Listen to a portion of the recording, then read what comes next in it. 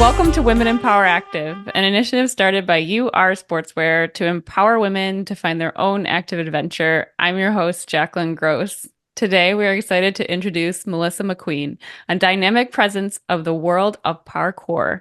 As an event coordinator for the US Parkour Association and a skilled athlete herself, Melissa's journey in parkour is as exhilarating as it is empowering. From conquering heights to overcoming challenges and reconnecting with her body, through this unique style of movement, Melissa embodies the spirit of resilience and determination. Join us as we delve into Melissa's world of flips, twists, and leaps and uncover the story behind her remarkable journey.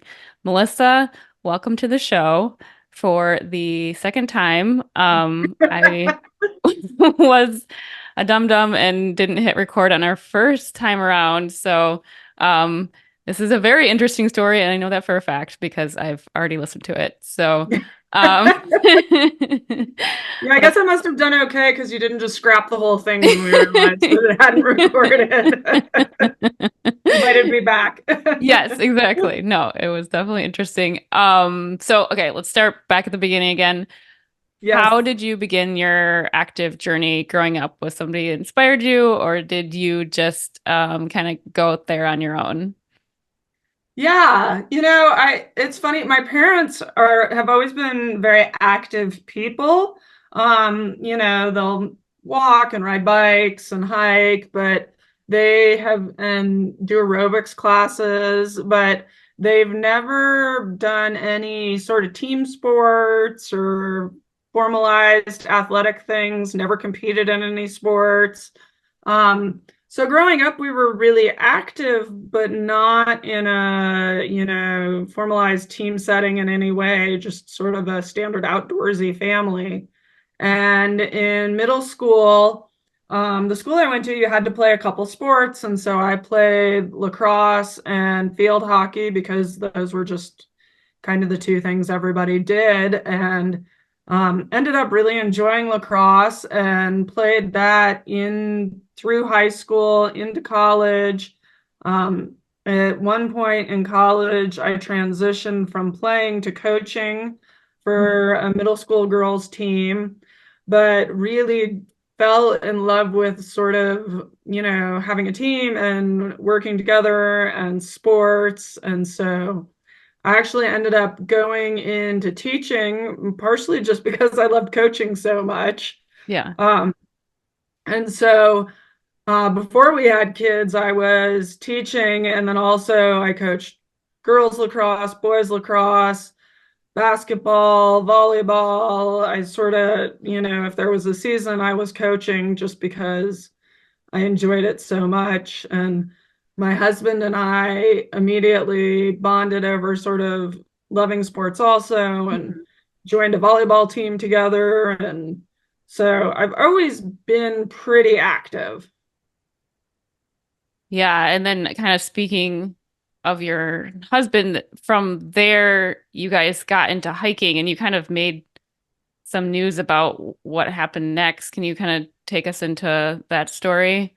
Yeah. So my husband was already starting to really get into mountaineering here in Colorado when we met. And so I liked him. And so got really into mountaineering too with him. Mhm.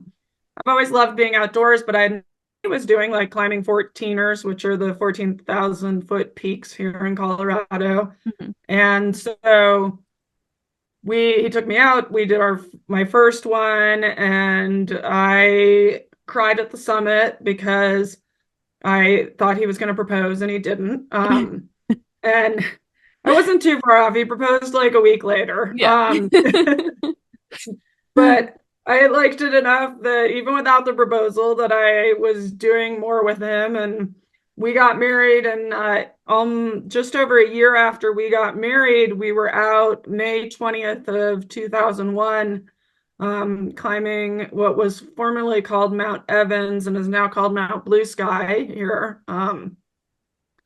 Quick little day trip with his dad and our dog. We literally were like, oh, this will be a quick and easy one to do at the start of the season as we're getting back in shape.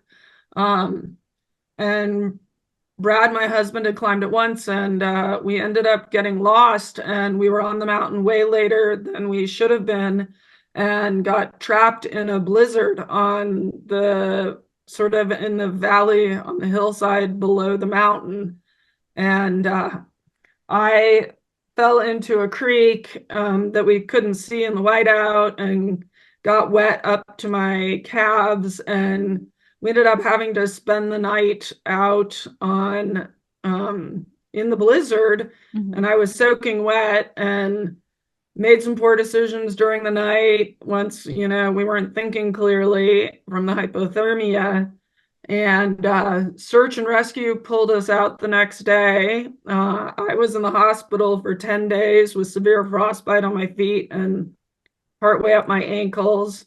Apparently, the doctors thought I might lose my feet, but nobody told me because they thought it would be better if I didn't know that. And I think they were probably right. I think that would have been pretty defeating. I spent 3 months in a wheelchair with a nurse coming twice a day to clean my wounds and check on them. And, I was at the doctor at least once a week, just waiting to see how much would survive. And thankfully, they were wrong. I didn't lose my feet, but I did end up losing all my toes on my right foot, all the way down into the knuckle. And then on my left foot, I just have a couple little nubs and then my two baby toes. So I'm down to two toes now. Mhm. Hence the mall two toes. Hence, Mel two toes.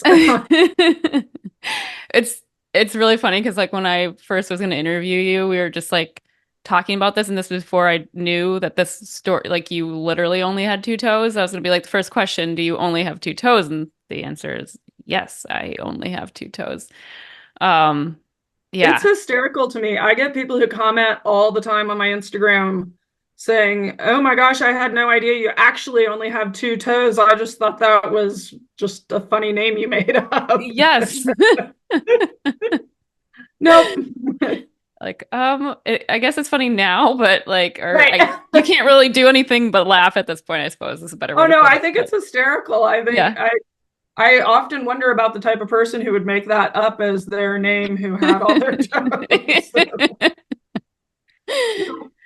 Yeah, I have like a friend who has toes that are conjoined, and Yeah. she put a tattoo on them with like a dotted line that says cut here, basically. So I got a tattoo on my right foot, which is the one that has no toes. I have a tattoo across the side of the Uh-huh. mountain where we had the accident. Oh, cool. I've always joked about getting a tattoo that says it's a little like closed sign that says "Gone to Market," Yeah. um, but I That's haven't. terrible. I've also seen it done "Gone to Market," but then like a little pig face on the two that you have left. Left. So Yeah.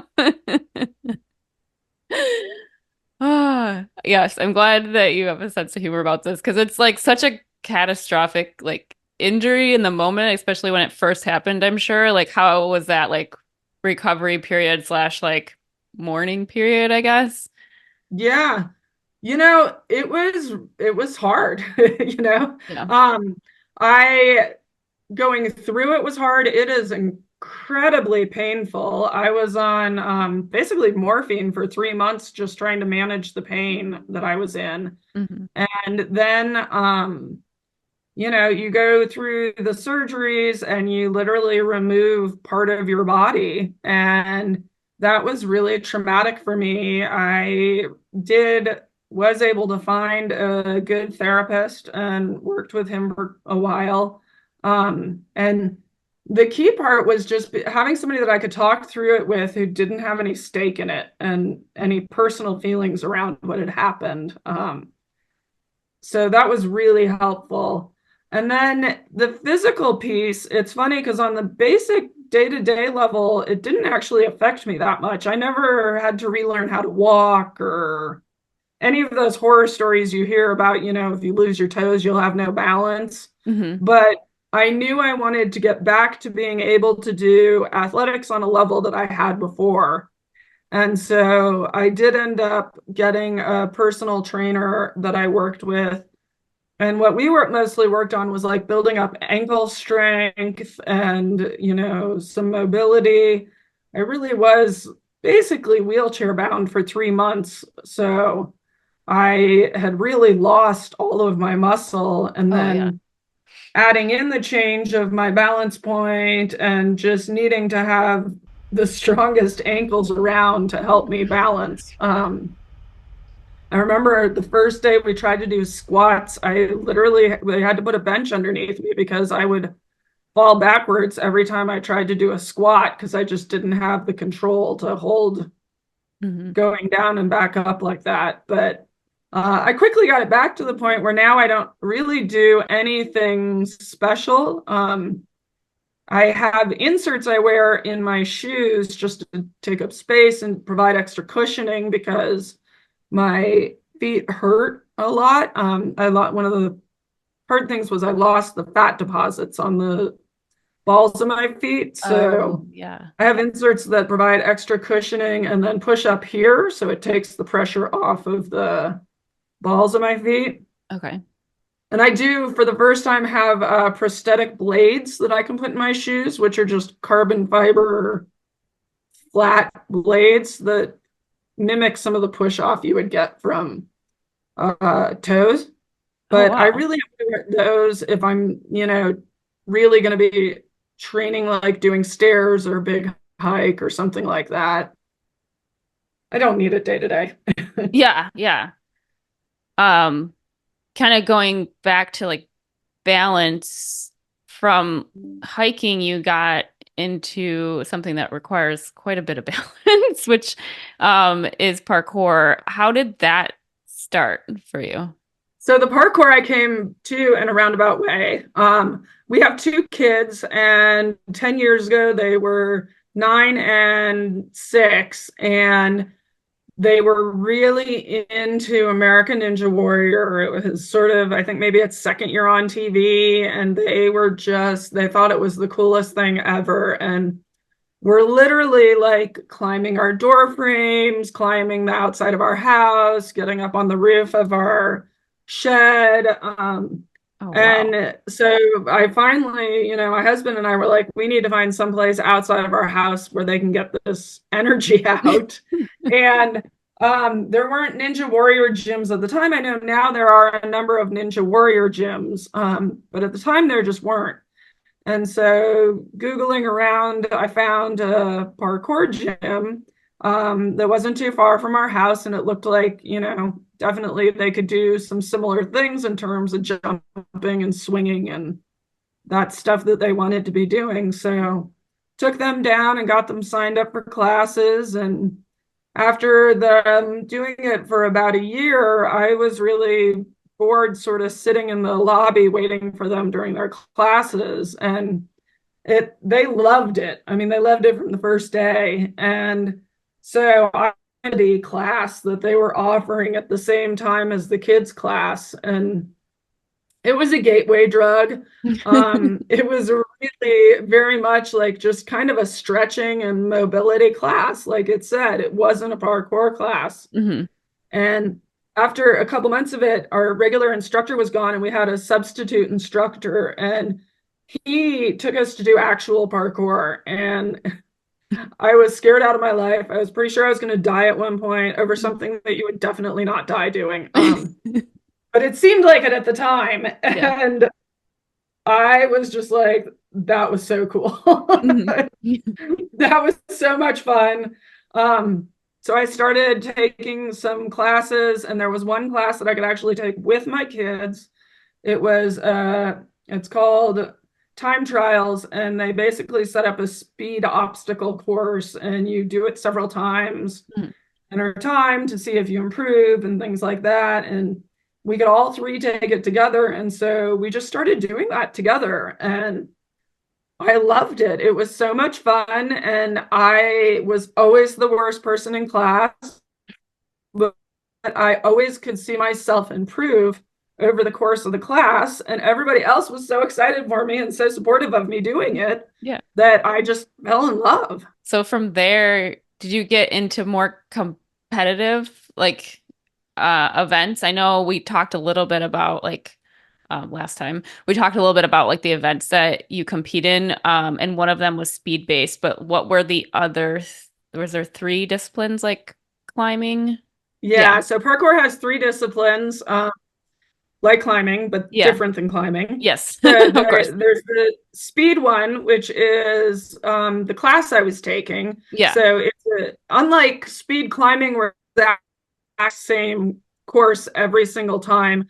Hmm. Speed parkour is a different course every single time, but you're timed for it. And I think what attracts me to it and what I enjoy about parkour is that it Yeah. is a problem solving and that it is something different every single time. Hmm. So that's speed. And that's what I jumped right into competing in. Okay. Yeah. And then there's skill, which will have, maybe 6 to 10 set specific individual skill challenges. And you compete as many of them as you can within like 20 minutes. Hmm. And whoever completes the most of them wins. So that would be kind of akin to like a bouldering competition, Okay. where you get multiple shots on completing a single thing. Okay. Um, and then the last one is style or freestyle, which is you get to make up using the setup in the gym your own um, sort of little mini performance in that space. And they're super mini. I mean, they're like 30 seconds long. And that's more the side of parkour that has the flipping and spinning and, those aspects. Hmm. I got into style later on. Just in the last few years, I've started competing some in style. I don't have flips. I'm not great at it, but I really enjoy it and I enjoy the creativity of it. So I'm okay competing not to win. It turns out there are a lot of people who aren't okay competing to not win. Hmm. Uh, I actually really enjoy the camaraderie of it and pushing myself to try something new. So um, I'm okay competing and knowing that I'll probably take last. I did want to ask you about like kind of getting the guts to go up and try the different, I mean, obstacles. I recently took my niece to like this little like obstacle course. They had trampolines and stuff. And even like the little parts that you had to jump to was it was a little intimidating. Like how did you get like the confidence to try it?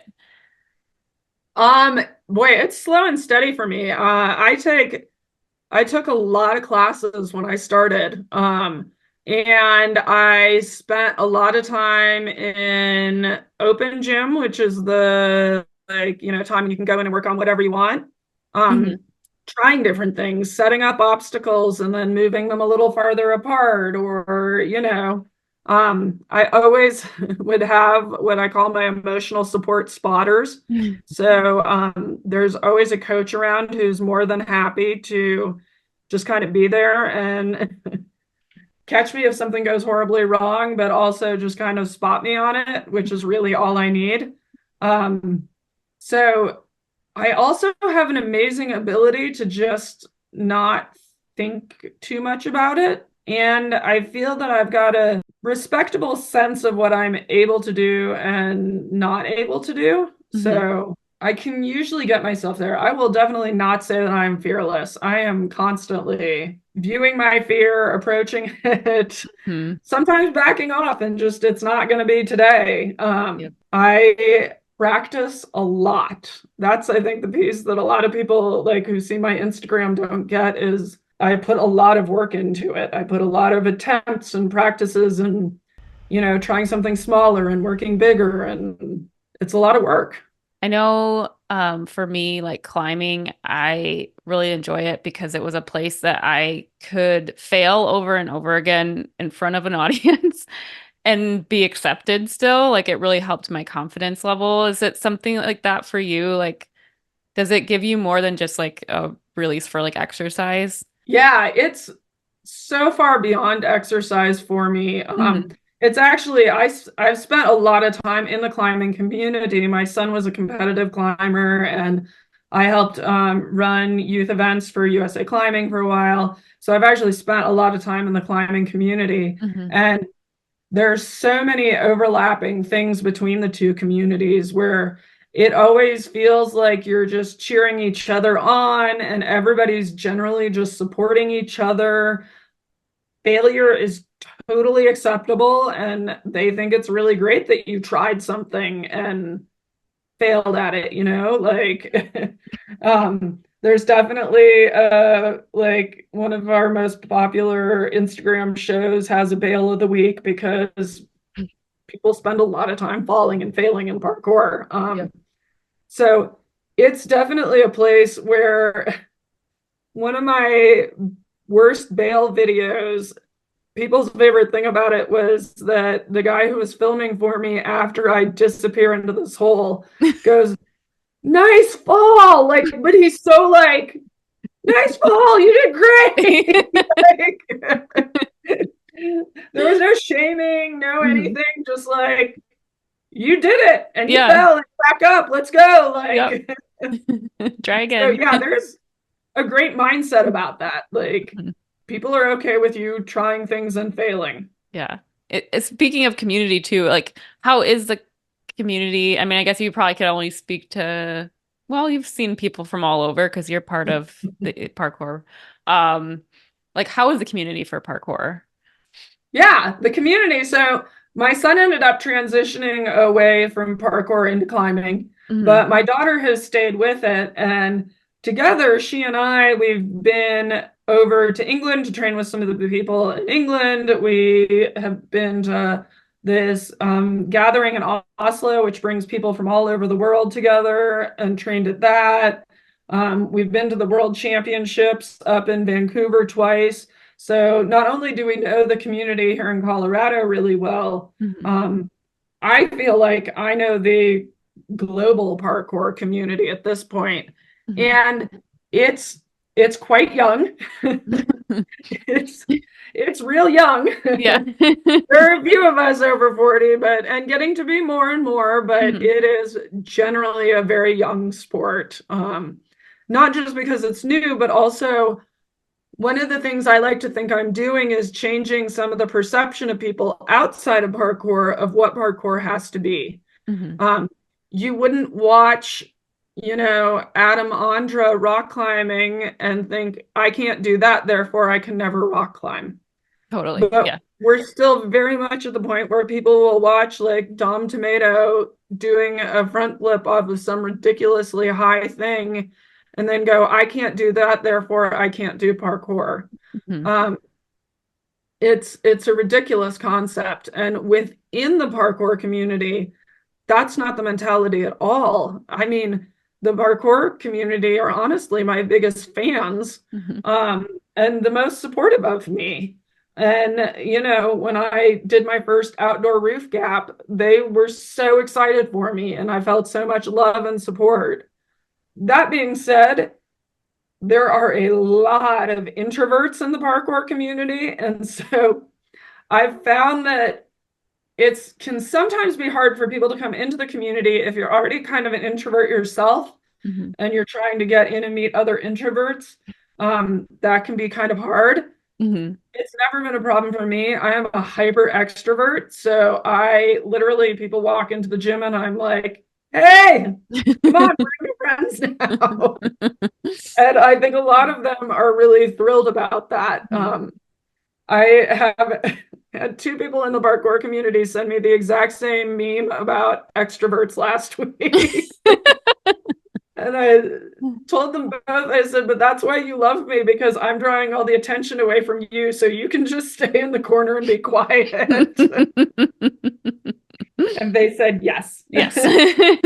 But I will say this, while the community is largely male Hmm. and very young, there are increasingly older people and women participating. And my daughter and I have really been welcomed and included everywhere we've shown up. Like we're generally not getting pushed to the side, we're not being left out. In Oslo at the gathering, we were included in everything and invited to all the things. So it really can be a lovely community. You just have to be willing to put yourself out there to get to know people. I mean, I feel like that's very true for like a lot of things.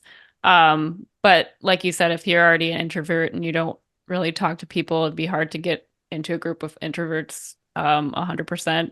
What was the scariest or like most intimidating thing when you started parkour, that like obviously you got over, but like somebody else might experience that when they start? I missed out on this, and so it was never hard for me. When I started parkour, I had already been going to our gym for a year. So I generally had met the coaches, had a feel for the gym. So for me, the hardest part of starting it was actually just deciding to do it. I Mhm. don't remember there actually being a hard part when I decided to actually do it. I remember along the way there being steps where I was like, can I actually call myself a parkourist yet? Can I like, can I sign up for that class now? I think that the hardest part for the average person is that fear of showing up to something the first time Hmm. and not knowing anybody and not knowing what to expect and having to put yourself out there to do something you've never done before in your life in front of strangers. And it's funny because in some ways it should be easier doing it in front of strangers because who cares? They're strangers, Hmm. but it's not. Definitely true. It's totally relatable. Yeah. And especially, yeah, not knowing anybody. Um, but it sounds like a community is accepting and like wanting you to succeed. So, might as well try it Oh, out. yeah. I also think that something that's really hard for people that has been the key to my enjoying parkour and longevity with it, Hmm. because I've been training for almost 9 years now, is being willing to laugh at yourself. You are, if you really do any sport, but especially parkour, maybe not with like running or something like that, Hmm. you are absolutely going to fail sometimes. You're going to fall, you're going to hit yourself, you're going to have bails, and you need to be able to laugh at failure. And I think it's hysterical. My entire videos are just me laughing hysterically, and having fun with it. And I think there are some people that don't do things because they're so scared of messing up doing it. But if you don't do it, then you've never experienced it. The joy of actually getting it done after working hard at something is just incredible. Um, I was thinking the other day of an old Friends episode where Monica shows up for a dance class and the instructor says, "You in the back, you're doing it wrong." And Monica says, "Yeah, but at least I'm doing it." I feel like that's sort of my attitude on most of this stuff. I think the fact that I am trying and that I'm trying to improve and learn new things really shows. I think if you just showed up to try to make fun of it, people wouldn't appreciate that. But if you're really putting in the work Hmm. and failing, people, good for you. Exactly. Yeah, I love that quote. That's yeah, at least I'm doing it. I I wonder what, since you've been doing it for so long and I know you like work really hard, but like is there certain skills or maybe a move that you're working on right now, trying to get? I am constantly, I'm constantly working on something new. I have a folder on Instagram where I save things I want to try, my to-do folder that Hmm. is so long I will never be able to do all of the things.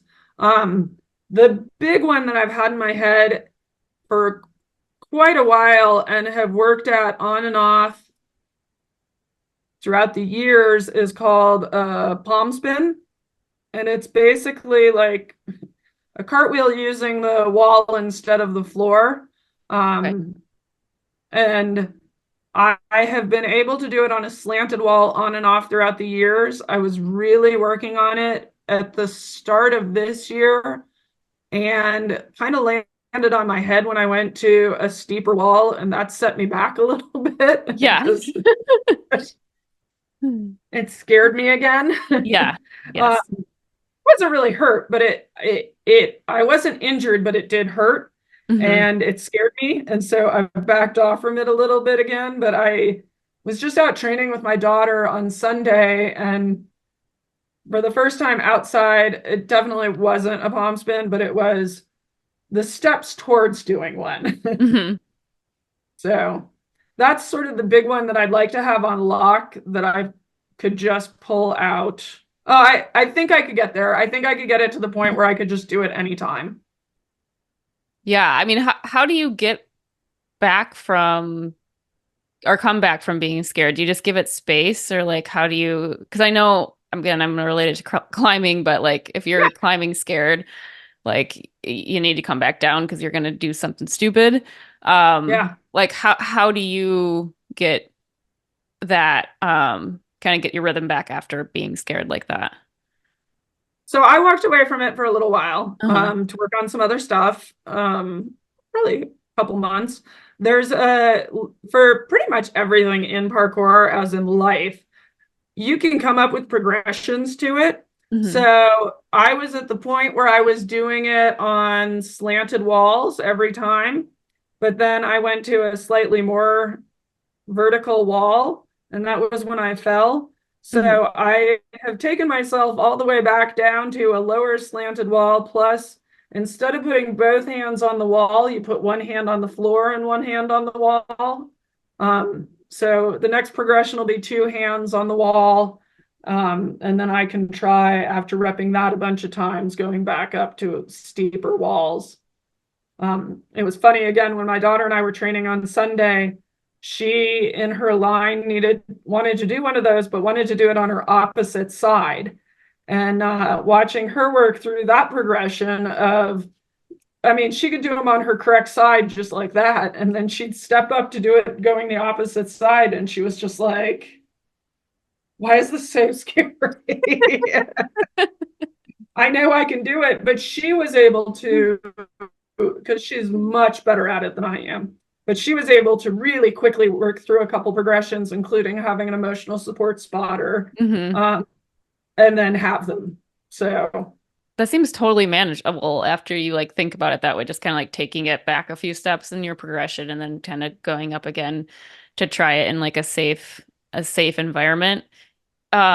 For like climbing in a gym or climbing, sorry, parkour in a gym and then versus like outside on like a street, is there like an element of are you more scared or fearful in the outside environment or in a gym? Because I'm going back to climbing. Like I feel safer in a gym because I feel like okay, I'm close to, ambulance if I get hurt here. But if I'm outside in the middle of nowhere and I'm falling yeah, and yeah. Is that similar to you? Like, do you feel like yeah, you try something in a gym first and then go out into the wild? 100%. Okay. Especially for me. And I have easy access to a gym, so that makes it easy for me. I always try things in a gym first. We can put pads under it in a gym. I can move the things slightly closer together and work them farther apart in a gym. I can change the angle on something in a gym. Because our gym is very mobile. It's not static. You know, if I need a rail a little bit higher, a little bit lower, I can do that in the gym. So I absolutely, and I have my emotional support coaches there. I have Mhm. chalk there. I have everything there. I've got a spring floor and a foam pit and like, Yeah. so yeah, I always work on things in the gym first and then training outside for parkour has a mental aspect that you don't really have in climbing, which Hmm. is like I have a couple of things I've done like in a parking lot at a Target, knowing that all sorts of people who don't know parkour or anything about it are going to drive by and watch me do it. Yeah. And so you have to be able to shut that piece of self-consciousness down where you're not worried about. I mean, I literally, the days that I've trained in the Target parking lot on the cart return rails, hundreds of people have to have driven past me while I was training. And you have to be able to get to the point where you turn that off and you're not thinking about it or aware of it. Um, Same thing, we were training in this park, the one that my daughter and I were training at last weekend, and it's at this it's right off of this massive three-way intersection. And so that there are hundreds of people who are seeing you as they drive by and go to the stoplight. And that's something that, as I've been outside climbing with my son and seen him climbing outside, Mhm. maybe you're going to have some other people see you, but they're all going to be climbers and Yep. they all kind of like know what you're doing and what you're going through. Mhm. Whereas if you had to go outside and rock climb in front of a bunch of people who know nothing about rock climbing, it's like, Mhm. ah. And especially just people have weird conceptions about parkour. And I think looking at outside rock climbing, it's hard for the average person to say, oh, that looks really easy, or that it's easy to say that looks really hard. Mhm. Whereas I have found that all sorts of people feel that they can watch what I do in parkour and judge whether it's hard or not without actually having tried it. I had a lady who had watched a video I do where I do a dive roll over a small creek.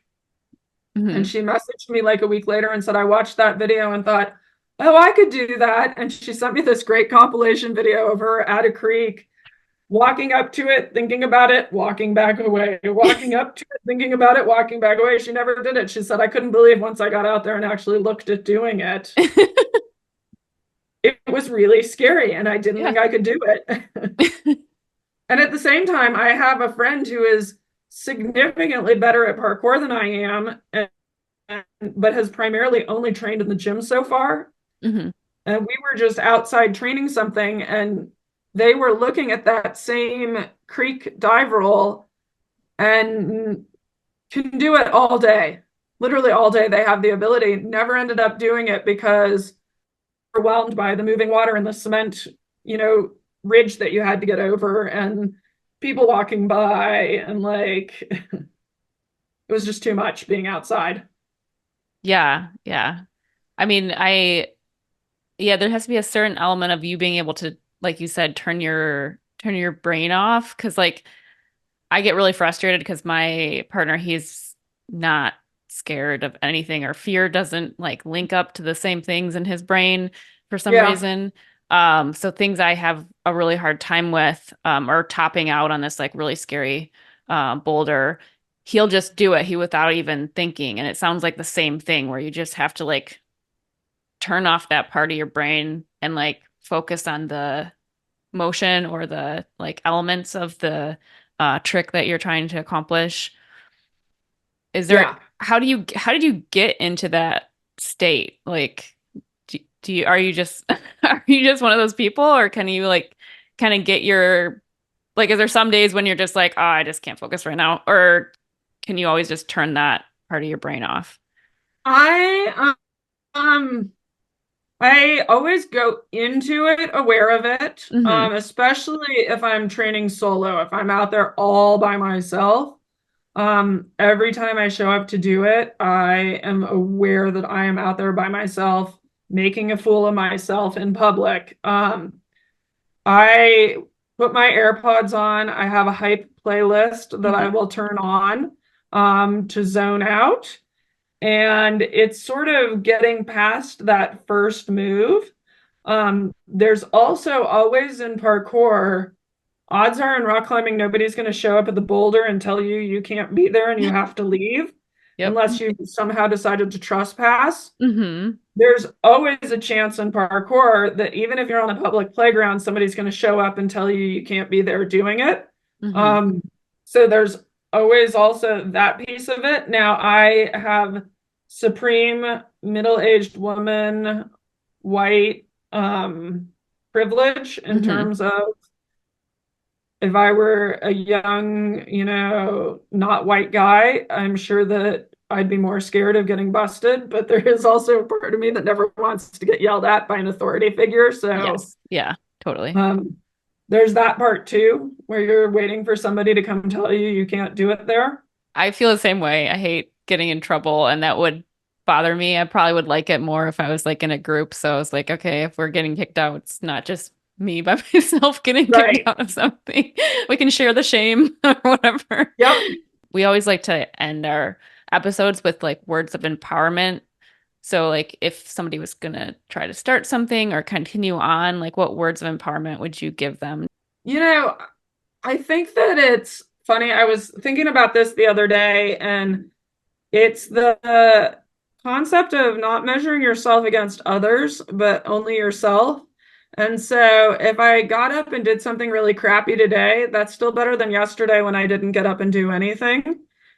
And I always feel better when I get up and move. I'm a person who's always had to have a lot of movement to be okay with myself and in myself. I think that's part of the reason was a teacher was because I didn't have to sit ever being a teacher. Hmm. Um, but I can get in the headspace. Like one of my main training regimens is I go do laps of stairs outside, and I can get in my head sometimes doing that where it's like, ugh, that person's doing them faster than I am. And it's like, yeah, but I'm out here doing it today. And I've been outside getting fresh air and I did it.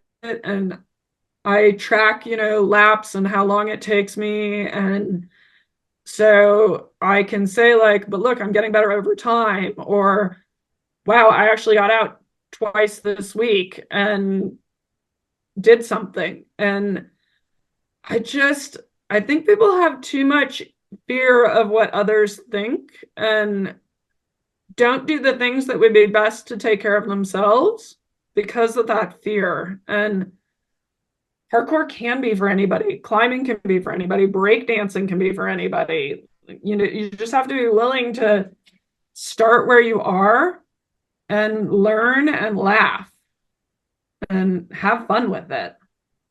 But that's the biggest thing for me is finding something that you enjoy doing. Even if you have moments of being scared of it, even if you have moments of being frustrated, that's great. Pushing through those things is amazing. But, I had tried running, I had tried yoga, I had tried all these different things, and they weren't the things that clicked for me. It was parkour that clicked for me because I can find ways to be competitive in it, and I need that competitive piece. But I'm also only really competing against myself. And it's got the creativity piece that I need to keep my brain stimulated. Um, Running was the single worst for me because all it did was allow me alone time in my own brain to be with my thoughts, and I hated that. When you're doing parkour, you can't worry about anything else other than the parkour. Get out there, try something, and be willing to try different things until you find the one that clicks with you. Oh, I love that so much. I was like, that was so well said. I I think about that often, just like there's so many things that you could do, like so many possibilities. So yeah, keep trying until you find something that you love.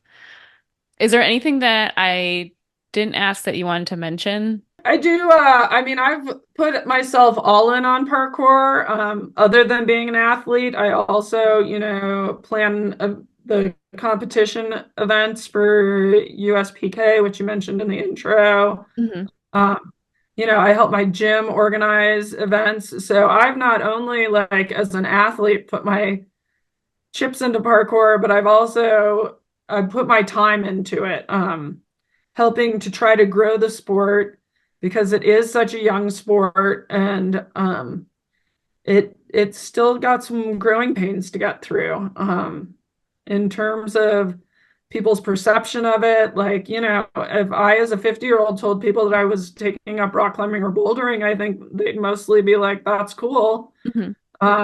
But if I tell people that I do parkour, they're just like, what? That's crazy. And so I want to get the sport to a point where it's more accepted and mainstream. Parkour will never be mainstream, but if you look at skateboarding is the closest example. Skateboarding has reached a point now where I've connected with a lot of over 40 women skateboarders. Hmm. Um, because it's reached a point now where that's not as weird. It's still a little fringe, but it's not something where people are just like, what? That's crazy. Yeah. You're going to die. I'd like to get it there for parkour where people, and it's not even just me being over 40. When I tell people that my daughter does it, they still are also like, what? That's crazy. But yet, if you tell somebody you're on a ski team, they're like, that's incredible. Skiing's incredibly Yeah, dangerous. Like, 100%. I think about that too. Like, yes, you could just like tear your ACL very easily downhill skiing. Yeah, yeah, that's it. Oh my gosh. and not just the ACL, Yeah. like all sorts of things. Yeah, that's But true. there's a reason people have started wearing helmets skiing, even though when I was growing up, nobody wore a helmet. Like, you just don't, people don't think about it because it's mainstreamed enough that it seems like a totally reasonable thing for somebody to do, but it's also as dangerous as parkour. Yeah, that's such a good point too, because like I do think about like parkour as being more dangerous, but then I'm also like a climber, so it's not like the dynamic, like there's dynos and climbing, so there's like very dynamic movements. I wouldn't say that I'm always a static climber, but Yeah. I'm always trying to find a static way to do a dynamic move. Um, but yes, I think like they are very similar and there's very similar dangers of falling. Like I had a friend climb and missed the pad falling down and ended up like breaking his ankle and all this stuff. Like it was, My cousin broke his jaw rock climbing oh my God. because he was trad climbing and a thing came loose and he ended up smacking his face into the wall and broke his jaw. So, Oh my God. you Yeah. know, things Yeah, happen. exactly. Yeah, there's so it's just yeah, it's just our perception. And yes, I think like this conversation for me has been so eye-opening to what is possible and what like parkour's definition is. And I feel like it's so much more manageable to think of things like you said, just like when you're working through a move, yes, you repetitively work on these moves over and over again. If you get scared, you kind of back out of them, but it's just like these are things that you can definitely learn how to do. This is a skill. I think oftentimes when people get afraid of things, it's they don't know enough about it and it's scary because it's just new. And you have to like remind yourself that like this is a skill. Somebody works really hard at this and they get better at it and then it becomes less dangerous because they get, like you said, get to know their themselves and their boundaries. Um, and yeah, I think this has been really eye-opening and I hope that people watching will also kind of feel that way too, because I had a total different perception of parkour before we started talking. It does, and it can get Yeah. there. I mean, again, like with the skiing analogy, Yeah. you can watch a Warren Miller movie and see people skiing off cliffs in the backcountry. You, who's never skied before, is never going to go do that day one or year one. You're going to go to a resort and go on a green slope and learn the skills to work up to that level. You can Hmm. watch a store video where they're doing a roof mission. You would never then go out the next day and do a roof mission. And actually, one of the first videos I ever watched with my kids was this store video called Roof Culture Asia. And one of the things they talked about in the video as they're doing these awe-inspiring huge jumps across rooftops was, remember, we didn't just walk up and do this. We put in years of work to get here. We repped all of these jumps not at this height so that we know we've got them. We've checked conditions. Like, sure, something could happen, but we put the work in to get here, just like the people in the Warren Miller movie did, you Yep. know? Access will be another thing for people to get over because like there's not that many parkour gyms, like probably more so in the West Coast, I would assume, than maybe Actually, um there's a ton on the East Coast. The middle of the country is sort of where there aren't many. okay. That being said, every parkour practitioner in the world would get mad at me if I didn't point out that it is a sport that absolutely originated with being outside of gyms and can be done starting outside of gyms. Just again, like even jumping from line to line in a parking lot or from, the curb to something is where you start. You don't start up with a Yes. height drop. Yeah. Yes. Yes, you still need to start at the beginning, even if you have the option to Yeah. go for it. Yeah. Is there any plugs that you have? Like anything that I know you have a lot that you do, so like is there anything you want to plug? Yeah, we've got so USPK, the national championship is in Far, Texas in July. And then the World Championships, the Sport Parkour League will be up in Vancouver in August. And I'll be running the US Championship, and then probably I'll at least be watching and attending up in Vancouver because my daughter will be competing. But last year I was the on-course official, so I'm guessing I'll be helping out running it. And then it's not coming out yet, but there is going to be a documentary about my daughter coming out, and not too long in her journey through parkour as a type 1 diabetic and person with Crohn's disease. So we've got Yeah. that coming out at some point. Is you'll probably put that on your Instagram. I'm going to be bragging about it Okay. everywhere. Yeah. Yes, that'll definitely be on my Instagram. In the meantime, though, there is a group. The group that's going to be distributing her film is called the Commons Boston. And if you just look at Commons Boston Parkour, they have a lot of great, really short documentaries about parkour. Awesome. And if anybody wants to follow you, where can they follow you at? Mel Tutos on Instagram. I haven't gotten into any of the other. I did go out and save the name Mel Tutos on a couple of platforms, but Instagram's the only one I'm active on. Yeah, that's fine. Are the parkour championships, are they going to be televised? The plan right now, we were working on it today. Last year we didn't, it was the first US championships. Mm. The plan for this year is that we'll do a live stream on the Instagram page and then later get it uploaded to YouTube. Oh, cool. So yeah, that'll be in July. And that's just at USPKA, the US Parkour Association on Instagram. Cool. Yeah, definitely want to watch that.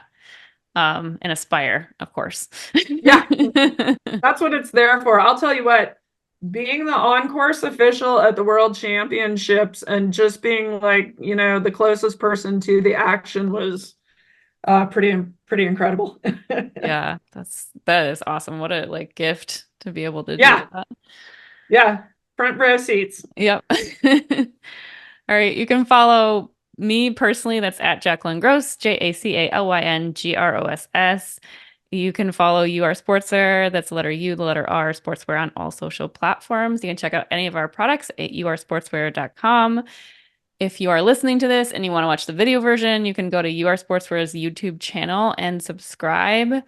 Thank you, Melissa, so much for being on today. I've been so inspired Yeah, by you. This is such a great conversation. Yeah, thank you. thank you. And we got it done this time. Yeah. I know.